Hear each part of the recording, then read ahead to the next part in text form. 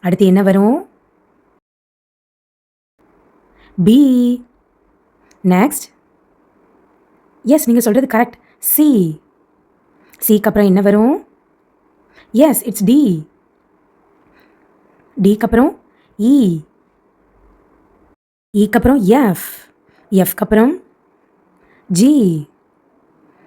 G, H. அடுத்து வர்றது ஐ. Next J. இதுக்கப்புறம் என்ன வரும்னு சொல்லுங்கள். Yes, you're right, it's K.